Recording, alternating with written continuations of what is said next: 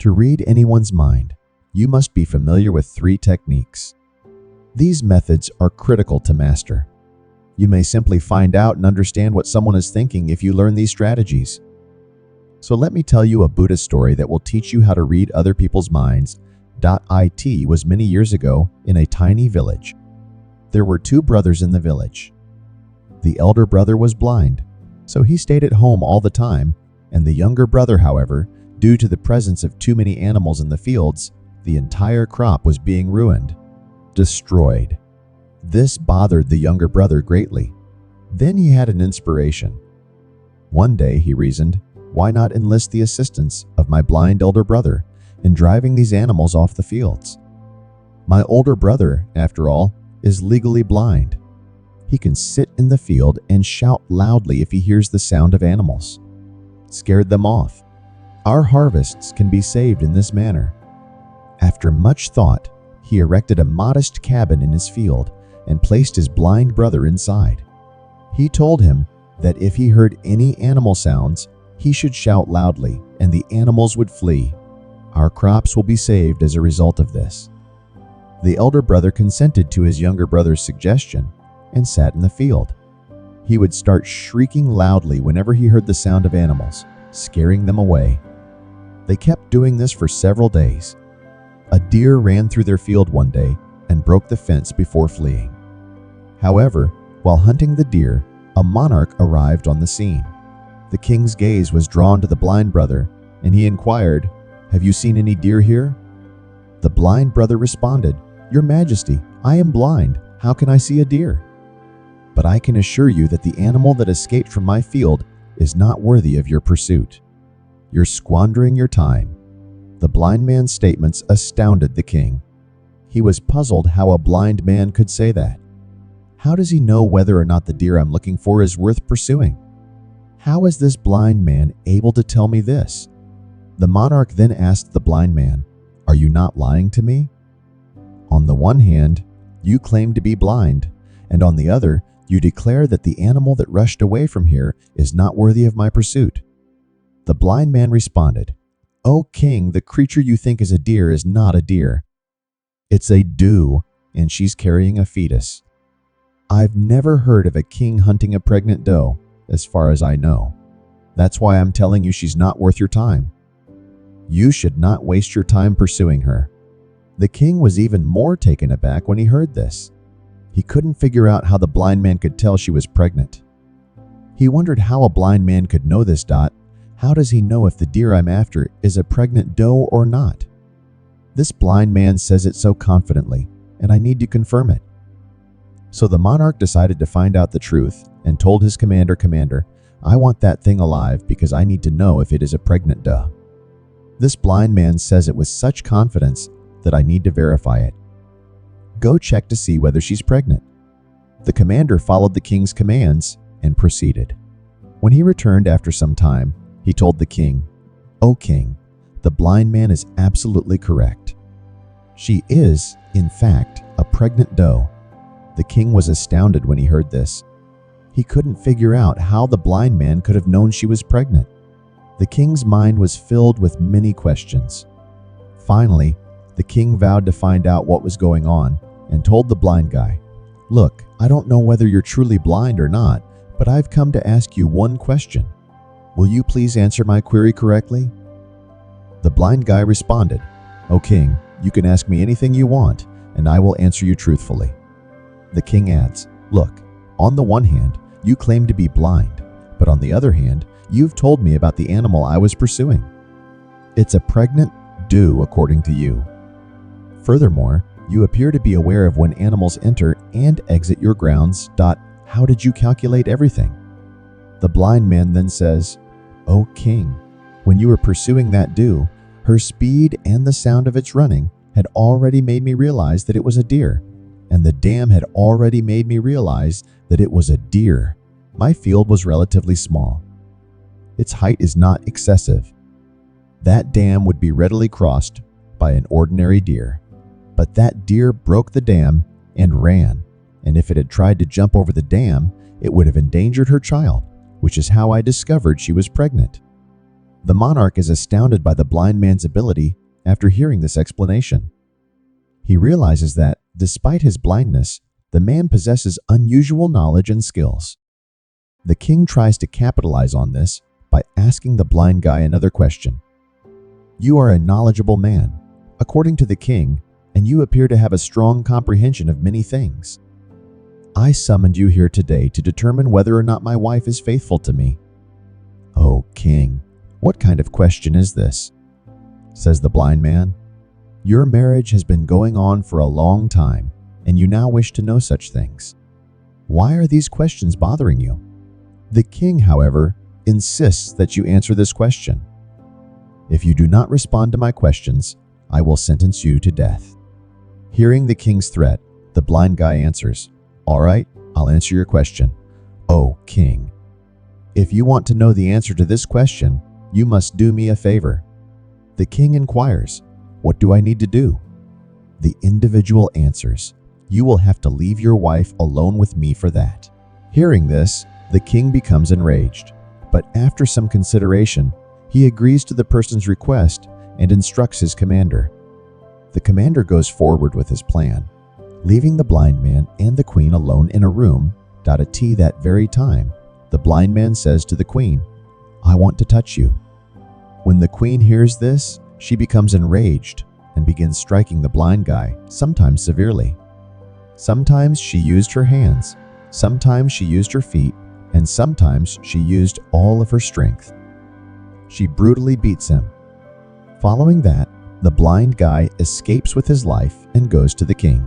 Oh, king, your wife is not faithful, he tells him. Hearing this, the king becomes enraged, takes his sword, and rushes to his wife. He yells fiercely at her, Queen, I'm going to ask you a question today, and you must answer it truthfully. If you tell a single lie, I will immediately remove you from your head.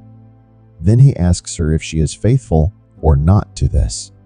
Oh, king, you may as well murder me, but I am not faithful, cries the queen. The king is thrilled since everything the blind guy said was entirely accurate. When the king hears this, he quickly runs to the blind man and says, How did you know my wife is not faithful? Oh, king, it's fairly simple. I told your wife I wanted to touch her, and she became so upset that she began hitting me. When I told her I wanted to touch her, she asked how a devoted lady could touch another guy. She may have declined. Instead, she began to beat me, touching every part of my body in the process. Now, tell me, how can such a woman remain faithful? He continues. The king responds, You are quite intelligent. Let us proceed. Answer one more question correctly, and I will let you go from here. To this, the king then says, Tell me if I am truly my father's son or someone else's. The blind guy says, Oh, king, what do you have to do with this? Regardless of who your parents are, you are the monarch of this state. Therefore, disregard this question. But the king maintains, No, I want the exact answer to this question. Otherwise, it will bother me forever. So he wants to know the correct answer. I won't stop you from going if you give the correct response.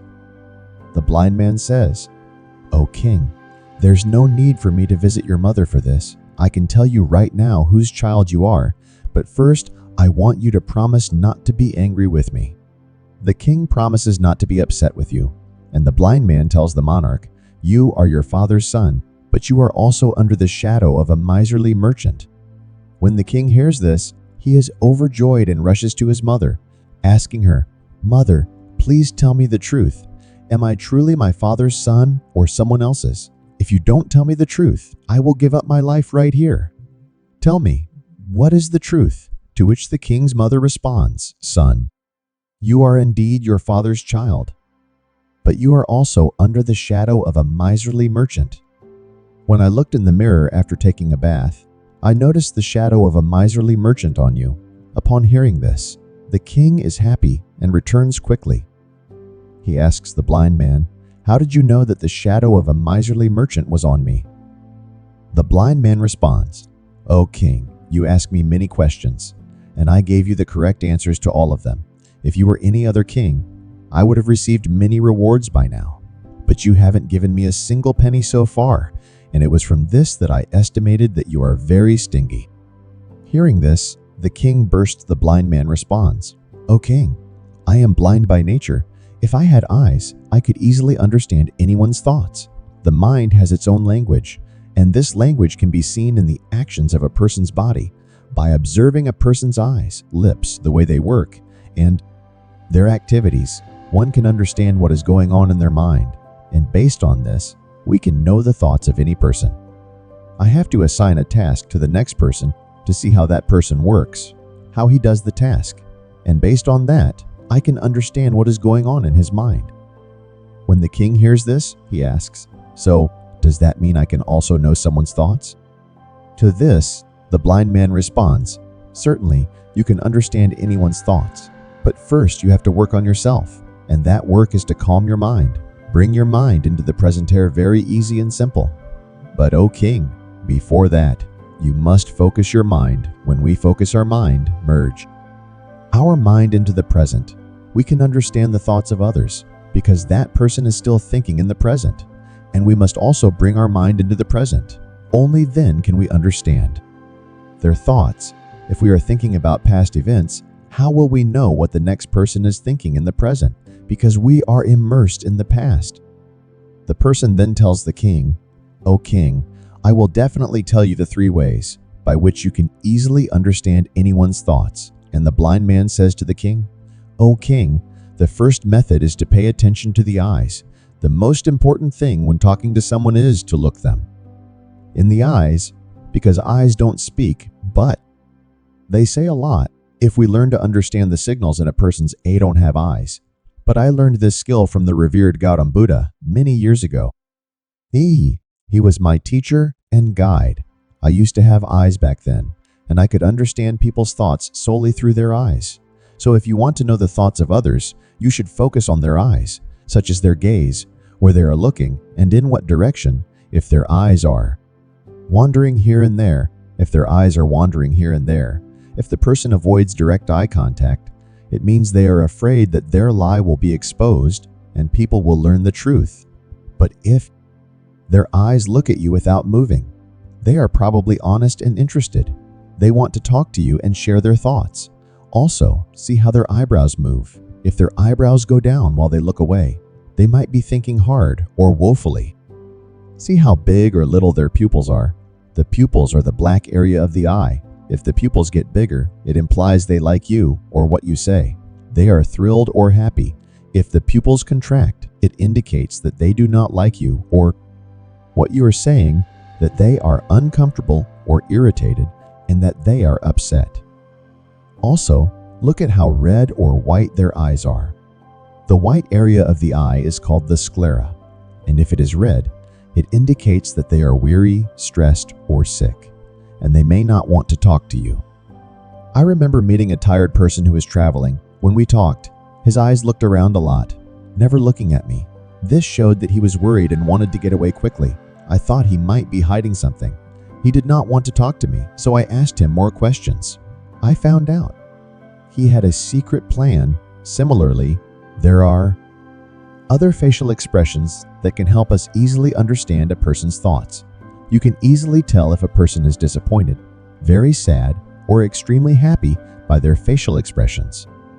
You can also tell what they are feeling inside by their facial expressions. Okay, the face is like a picture that shows what people are feeling inside, even if they don't say anything.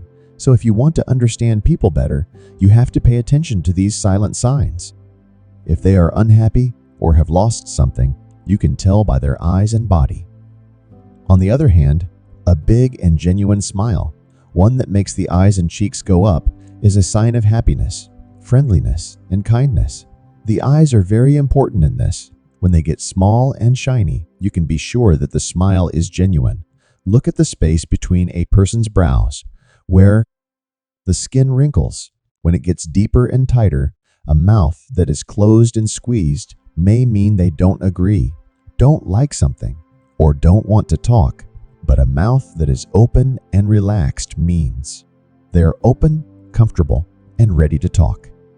As you get better at seeing and understanding these signs on the face, You'll be able to know what people are thinking and feeling inside, whether they say their feelings out loud or keep quiet. Their faces will scream. Whether a person speaks with their words or not, you can understand everything from their face. Let me tell you a story. One time, I met a sad person who came to me for help, but they acted like they didn't care. But I saw a small line on their forehead, which showed they had a problem. I asked them to tell me their problem, and they did. They felt better after that, and I helped them. A genuine smile makes the eyes happy. It means they are glad and continuing.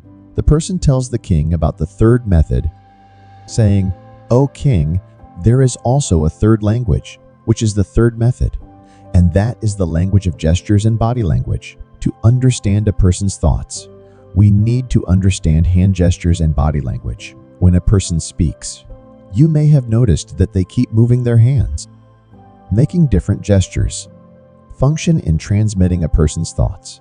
O king, the body and the hands can say a lot of things without words. It is like a secret way of communicating where you can see what people want and feel by the small things they do. Think about when someone taps their fingers fast while they are talking to you. When fingers make a quick sound on something, it may mean they are bored, in a hurry, or want to end the talk soon. I remember a time when I met a person who wanted to sell me something, and he knew he was nervous, so I made him give me a better price, and he was surprised. Also, when someone crosses their arms, they might not like you or what you say. They are hiding their thoughts from you. This way of holding their arms is like a wall, keeping their thoughts and feelings safe from others. By seeing this sign, you can be nice and careful when you talk to them and make them feel more comfortable and open. This means they are interested and want to hear more.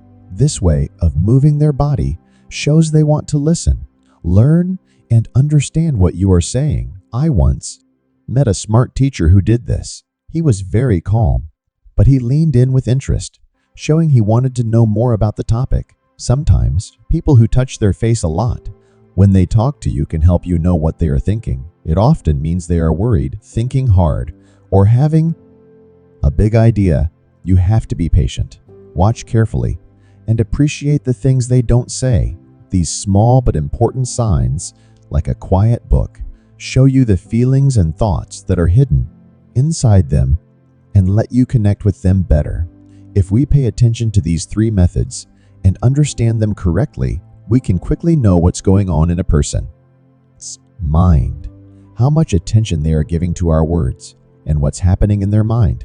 But before that, only when you calm it and bring it into the present can you pay attention to all these actions, understand them, and realize what's going on in the person's mind. Otherwise, if you are preoccupied with past events or future plans, you will never pay attention to the person's body language, and you will never understand what's going on in their mind, what they are thinking. You may have seen many great saints and enlightened beings who look at you with great calm and what you have come to learn from them, and the most important reason for this is that they can read you, understand you, because their mind is focused, peaceful, and that's why they can easily understand yours. Thoughts. I hope you enjoyed the story so far and learned something new from it. If you did, please show your support by subscribing to this channel. This will motivate me to create more interesting and informative stories for you. Thank you for watching and stay tuned for more.